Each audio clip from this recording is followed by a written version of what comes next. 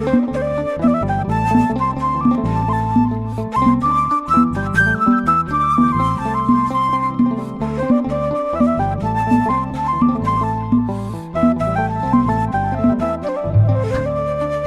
እንደምን አላችሁ? እንደምን ቆያችሁ? በያላችሁበት ሰላማችሁ ይብዛ። እግዚአብሔር አምላካችን በድጋሚ ስላገናኘን ስሙ ይክበር ይመስገን። ውድ ነው መርከብ ሚዲያ ቤተሰቦቼ፣ በዛሬው በነው መርከብ ሚዲያ ቆይታችን የአዲስ ዓለም ስርዓት ወይም ደግሞ ዘ ኒው ወርልድ ኦርደር በዚህ እኔና እናንተ ባለንበት ዓለም ውስጥ ወይም ዘመን ውስጥ በቀጣይ ተግባራዊ ያደርጋቸዋለሁ ብሎ ካስቀመጣቸው በጣም በርካታ ነጥቦች መካከል ባጭሩ ሰብሰብ የተደረጉ አንድ 10 የሚሆኑ ነጥቦች አሉና እነዚህ ነገሮች በነገራችን ላይ በደንብ ፕራክቲካሊ አሁን እያየናቸው ያሉ መሆናቸውንም ራሳችሁ ምስክር ናችሁ ብዬም አምናለሁና የተወሰኑ ነጥቦች አሉ። እነሱን ለማየት እንሞክራለን በቅደም ተከተል ማለት ነው። አጠቃቀቆች ለማድረግ እንሞክራለን። መልእክቱን ለብዙዎች እንዲደርስ ላይክ፣ ሼር፣ ሰብስክራይብ አድርጉት።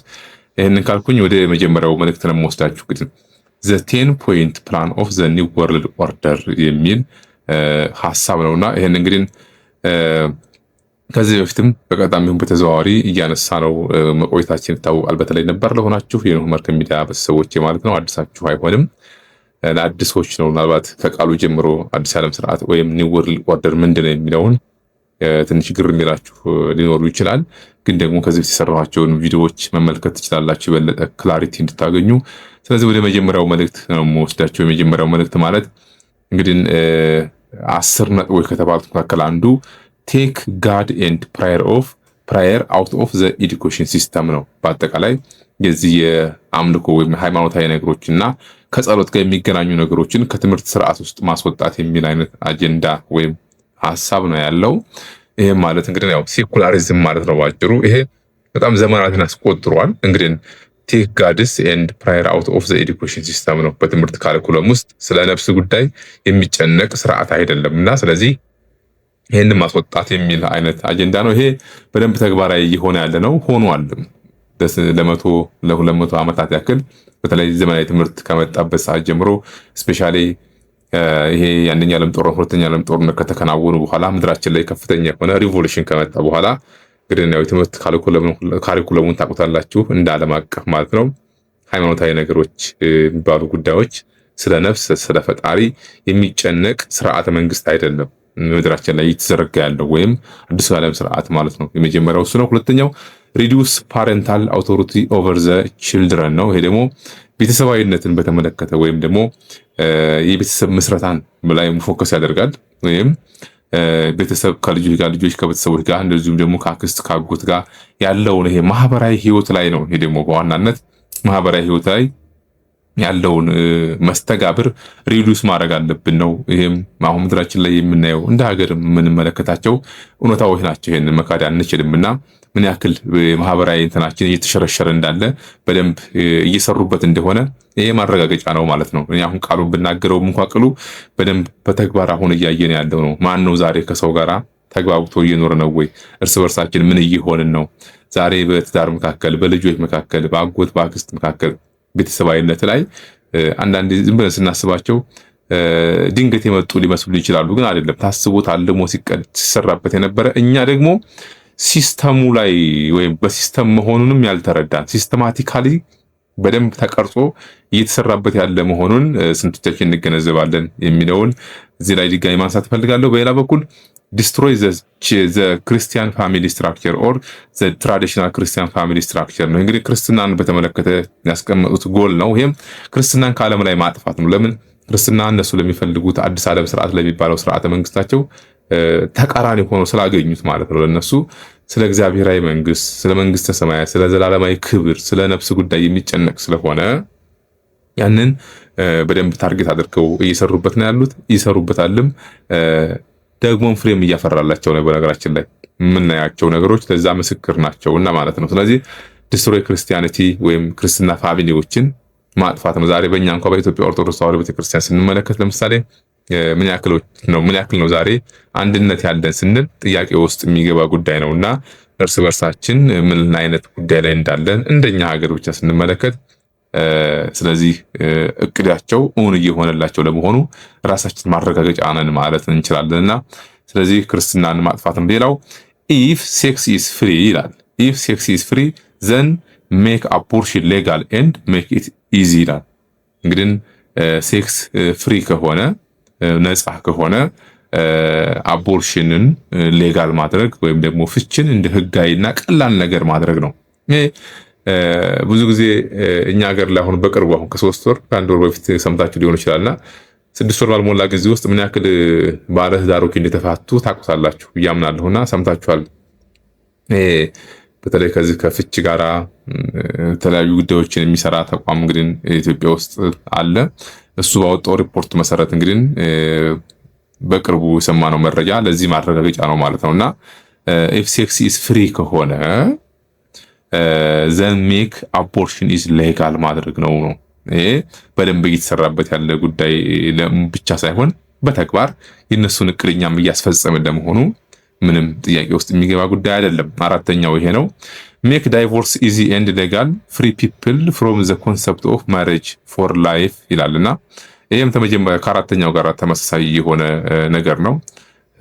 በቃ ፍቺን ህጋዊ ማድረግ ከተቻለ ቀላል ነገር ከሆነ ሰዎች ትዳር ውስጥ ገብተው ቢፋቱ ህግም ሰፖርት ያደርጋቸዋል ነው። አክቹአሊ ሃይማኖታዊ ነገር እንደሚከለክል ያንን ሚስ ማድረግ ነው። ለምን ከላይ ክርስትና ማጥፋል ተብሏል። ለምን በክርስትና ውስጥ ለምሳሌ ትዳር አንድ ሰው ሊፈታ የሚችለው በሁለት መንገድ ነው። አንዱ በዝሙት ነው፣ በሌላ በኩል ደግሞ በእምነት የማይመስል ሰው ከሆነ ልፈቱት ወይም ልትፋቱት ትችላላችሁ። ከዛ ውጪ ከሆነ ግን አይቻልም። በክርስትና ግን አዲስ ዓለም ስርዓት የሚነግረን ግን የዛ ተቃራኒ ነው። ለምን ክርስትና ማጥፋት የሚለው አንዱ አጀንዳው ነውና ስለዚህ ከሰዎች አእምሮ ውስጥ የእግዚአብሔር ህግ እንደ ተራ ነገር እየተቆጠረ የነሱ ህግ ግን በማወቅም ባለማወቅ ሲስተሙ በራሱ ተግባራዊ እያደረግነው ለመሆናችን ማረጋገጫ ነው ማለት ነው። ሌላኛው ሜክ ሆሞሴክሹዋልስ አን አልተርናቲቭ ላይፍ ስታይል ነው። ሆሞሴክሹዋል ወይም ሰዶማዊነት እንደ አማራጭ ህይወት ምንድነው የህይወት አማራጭ ወይም የላይፍ ሂደት ሆኖ መቅረቡ ይሄ እንደ አንድ የአዲስ ዓለም ስርዓት ግብ ተደርጎ ተወስዷልና ይሄ እንግዲህ ሀገራችን ላይ ሰሞኑን ስንሰማው የነበረው እንደ ዓለም አቀፍም በአደባባይ የወጡ ሚስጥሮችም ያልወጡም ሰኪውር የሆኑትም ስንመለከት ይሄ ጉዳይ አሁን እንደ አንድ የህይወት አማራጭ ሆኖ እየመጣ ያለ ጉዳይ ነው። ሆሞሴክሹዋሊቲ ወይም ደግሞ ሰዶማዊነት ጾታን ማንም ሊወስንልህ አይችልም።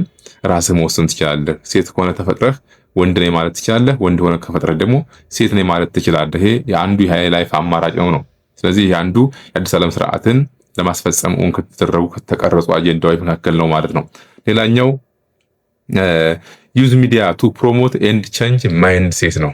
ሚዲያ መጠቀም ለዚህ አሁን አዲስ ዓለም ስርዓትን እውን ለማድረግ ማይንድ ሴትን ለመቀየር ሚዲያ የአንበሳውን ድርሻ የሚወጣ ጉዳይ ሆኖ እናገኘዋለን። ይሄም እንግዲህ ዛሬ የምናያቸው ማህበራዊ ሚዲያ የሰው ልጆች ገበና በአደባባይ እየወጣ የምናይበት፣ ነውር የጠፋበት፣ ክብር አሳፋሪ የሆነበት ዛሬ በተለያየ ሚዲያ ላይ የምትመለከቷቸው ኢቭን ራሱ ነውር የሆኑ ነገሮች ከእምነት ከባህል ከእስት ያፈነገጡ ነገሮች በብዙ ሰዎች ዘንድ እይታ ኢቭን እንዳላቸው ይሄ ራሱ ሲስተሙ ሳይክሉ እንዴት አድርጎ ዲዛይን እንዳደረገን ነው የሚያመላክተው በነገራችን ላይና ይሄም አንዱ የአዲስ ዓለም ስርዓት አጀንዳ ወይም ዋና ግብ ሆኖ ተቀምጦ የምናገኘው ነው።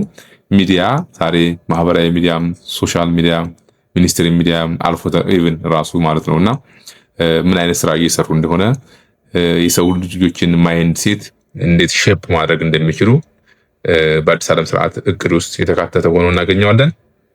ሌላው ክሪኤት አን ኢንተርፌስ ሙቭመንት ነው።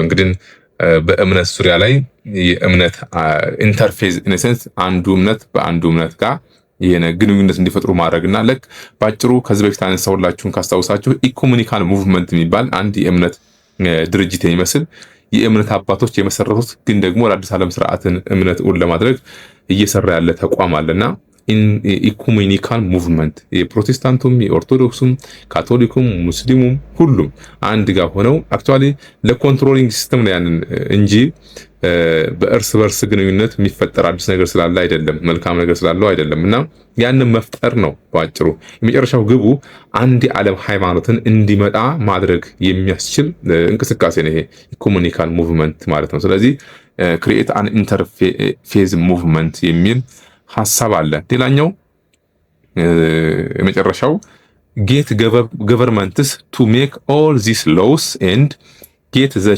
ቸርች ቱ ኢንዶርስ ዚስ ቼንጅ ነው። መንግስታት፣ የሃይማኖት ተቋማት፣ የእምነት ቤቶች ከላይ የተጠቀሱ ነጥቦች ሁሉ በአገዛዝ ስርዓታቸው ውስጥ ህግ አድርገው እንዲያካትቱት ተግባራዊ እንዲያደርጉት። አሁን ይሄ ካልሆነ ያው ፈንድ ይቀራል። እኛ ሀገር ላይም በሌሎች ዓለማት ላይ በተለይ አፍሪካ ላይ የሚደረጉ ተጽዕኖ ታስታውሳላችሁ አይደለ?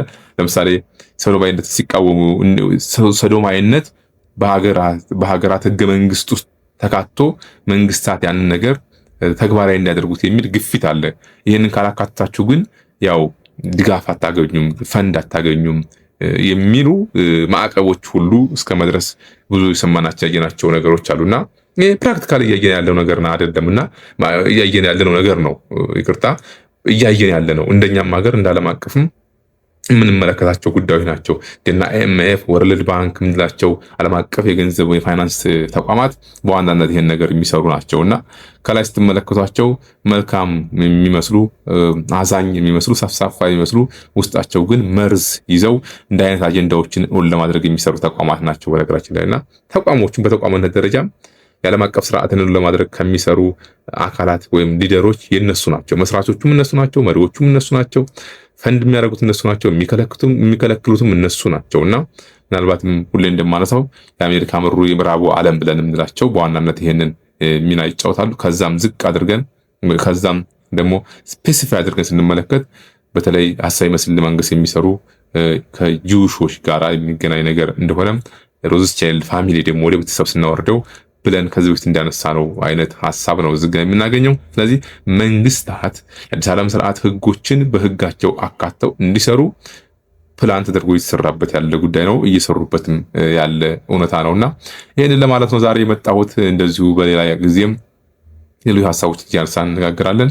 አሁን ላይ እነዚህ ያነሳሁላችሁ ነጥቦች ሁላችንም የምናያቸው በአይናችን እያየናቸው በጆሮአችን እየሰማን በተግባር መሬት ላይ ምን ያክል ስራ እየሰሩ እንደሆነ ራሳችን ምስክር ነን። ሌላ ማንንም ምስክር አንሻም ብዬ አምናለሁና ስለዚህ ከኛ ምን ይጠበቃል የሚለው መሰረታዊ ጉዳይ ነው። ወደ ራሳችን፣ ወደ እምነታችን፣ ወደ ሃይማኖታችን እነሱ ዲስትራክሽን ኦፍ ክርስቲያኒቲ ብለው ይሰራሉ። እኛ ግን ክርስትናችን እንዳይጠፋ ማድረግ አለብን። በህጉ በስርዓቱ ለመኖር መጣር፣ መሞከር፣ ከእግዚአብሔር ጋር መገናኘት፣ ወደ እግዚአብሔር መንገድ በቀረብን ቁጥር ይሄ ሁሉ አጀንዳ ያው የዲያብሎስ አጀንዳ ነው፣ ምንም ጥርጥር የለውምና እኛ ደግሞ የእግዚአብሔርን አጀንዳ መከተል ነው። ስለዚህ እኛ ጋር ያለው እነርሱ ጋር ካለው ይበልጣል። የፈለገውን 10፣ 50፣ 60፣ 100 ሺህ ጊዜ እቅድ ቢያቅዱም እንኳ ሁሉን ማድረግ የሚችል የሰራዊት ጌታ እግዚአብሔር ከኛ ጋር ነውና ማሸነፍ እንችላለን። እኛ ግን ለእግዚአብሔር የተመቸ ህይወት እንዲኖረን ከማን ይጠበቃል? ከኛ ይጠበቃል። በተለይ እንደ አንድ ኦርቶዶክሳዊ አማኝ ማስተላለፍ ፈልገው መልእክት ምንድነው? ኦርቶዶክሳውያን በሀገር ውስጥም ከሀገር ውጭም ያላችሁ እህቶች ወንድሞች ለእምነታችሁ ትኩረት መስጠት አለባችሁ። እርግጥ ነው በጣም ብዙ ጎበዞች እህቶች ወንድሞች አላችሁ። በተለይ በውጭ የምትኖሩ ጠንካራ የሆናችሁ እህቶች ወንድሞች በተለያየ ማህበራዊ ሚዲያ ላይ የምናወራ የምንጫወታለን፣ ውጭ ያለውን ነገር የምንነግሩኝ እህቶች ወንድሞች አላችሁ። አጠናክራችሁ ቀጥሉ። ምን ያክል ክፉ ዘመን ላይ እንዳለን በነገራችን ላይ በዛው ልክ የምትነግሩኝ እህቶች ወንድሞች አላችሁ። እውነት ነው፣ ልክ ነው። ዘመኑን በሚዋጅ መልኩ ክርስትናችን ላይ ጠበቅ አድርገን ህይወታችንን መምራት ከኛ ይጠበቃል። በርቱ፣ ጠንክሩ። በያላችሁበት እግዚአብሔር ይርዳችሁ። ከጸለያችሁ ከለመናችሁ እግዚአብሔር በአውሎ ነፋስና በወጀብ መካከልም መንገድ ስላለው ማለት ነው። የኛ ጌታ የሚሳነው ነገር የለም። ግን እግዚአብሔር እኛን እንዲረዳን እኛ የእግዚአብሔርን ህግ የአባታችንን ህግ መጠበቅ ከኛ ይጠበቃል። ብናጠፋ እንኳን እንበድላለን፣ ሰው ነን፣ ብዙ ኃጢአት እንሰራለን። ግን ለንስሐ ህይወት ደግሞ የሚያበቃውን መንገድ መከተል፣ ንስሐ መግባት፣ ወደ ምስጢራት መቅረብ፣ የሚጠበቅብንን ነገር ሃይማኖታዊ ስርዓቶችን መፈጸም ከኛ ይጠበቃል። እግዚአብሔር ይረዳናል። ዲያብሎስ አያሸንፈንም። የተሸነፈ ዲያብሎስ አያሸንፈንም። የተረታ ዲያብሎስ አይረታንም። ሞት ሆይ መውጊያህ ወዴት አለ እንዳለው ቅዱስ ጳውሎስ እኛ የክርስቶስ ልጆች በመስቀሉ የተቀጠቀጠውን ዲያብሎስ እናሸንፈዋለን። የተሸነፈ ዲያብሎስ ላሸንፈን አይገባም የሚለውን መልእክቴን ነው ማስተላለፍ ፈልገው። በድጋሚ እስከምንገናኝ መልካም ቆይታ እንዲሆንላችሁ እመኛለሁ። ይቆየ